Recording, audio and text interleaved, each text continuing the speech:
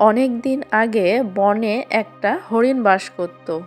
সে দেখতে খুবই সুন্দর ছিল। তার দুটি সুন্দর সিংহ ছিল। একদিন হলো কি, অনেকক্ষণ থেকে তো বনের লতাপাতা খেয়ে যাচ্ছি, এখন আমার অনেক জল তৃষ্ণা পেয়েছে, যাই পাশের নদী থেকে তৃষ্ণাটা মিটিয়ে আসি।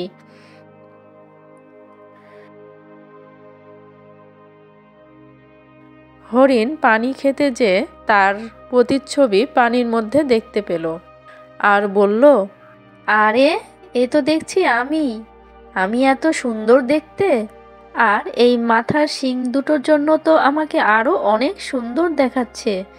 আমার মতো এত সুন্দর শিং এই বনের আর কারও নেই। শিং তো নয়, যেন মনে হচ্ছে রাজার মুকুট। পাগুলো চিকন চিকন আর কি বিচ্ছিরি। আমার মাথার শিংয়ের সাথে পাগুলো একবারেই যায় না, কি আর করা। এই কথা বলে পানি পান করে বনের দিকে হাঁটতে লাগলো।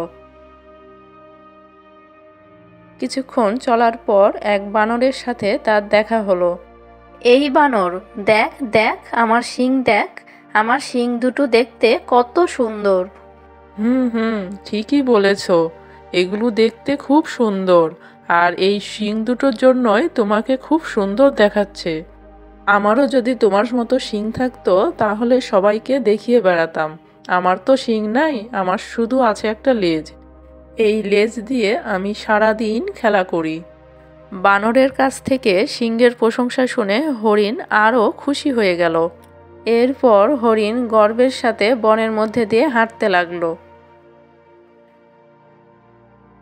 হাঁটতে হাঁটতে তার সামনে পড়ল এক শিয়াল।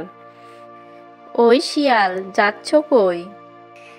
যাই একটু খাবারের খোঁজে। তাই? তা তো খুব ভালো। শিয়াল, দেখো তোমার মতো আমারও 4টা পা আছে। তুমি তো নিজেকে খুব চালাক মনে করো, কিন্তু তুমি আমার মতো এত সুন্দর না। এসব তুমি কি কথা বলছো? কি হয়েছে? কারণ আমার শিং আছে, তোমার শিং নেই। আমার দিকে তাকাও আর দেখো আমার কত সুন্দর দুটো শিং আছে। এই শিং আমার গর্ব, বুঝলে? ওহে চালাক শিয়াল। তাই তো, এটা তো কখনো ভেবে দেখিনি। সত্যি তোমার শিং দুটো দেখতে ভারী সুন্দর। আমারও যদি তোমার মতো শিং থাকতো তাহলে অনেক ভালো হতো। এই বলে শিয়াল সেখান থেকে চলে গেল। হরিণ তখন মনের সুখে বনের মধ্যে ঘোরাঘুরি করতে লাগলো। এইভাবে সে বনের মধ্যে যাকেই দেখত তাকেই তার শিং দেখাতো। একদিন হরিণ জঙ্গলে ঘাস খাচ্ছিল। দূর থেকে বনে এক শিকারী আসলো, আর সে হরিণকে ধরার জন্য পিছনে ধাওয়া করলো। হরিণ তার জান বাঁচানোর জন্য দৌড়াতে লাগলো।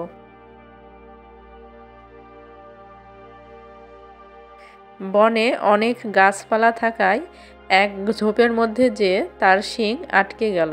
সে অনেক কষ্টে ঝোপের ভিতর থেকে শিং বের করলো, খুব জোরে দৌড়াতে লাগলো আর তার জান বাঁচালো। তারপর সে বলল, আমি আমার পাগুলোকে কত না অবজ্ঞা করেছি, এগুলোকে কতটা বিচ্ছিরি ভাবতাম, আর এই পাগুলোর কারণেই আমি আজ শিকারীর কাছ থেকে পালিয়ে প্রাণে বেঁচেছি। আর যে শিং নিয়ে আমার এত গর্ব আর অহংকার ছিল, তার জন্য আমি আজ বিপদে পড়ছিলাম। কোনো কিছুকেই অবহেলা করা উচিত নয়।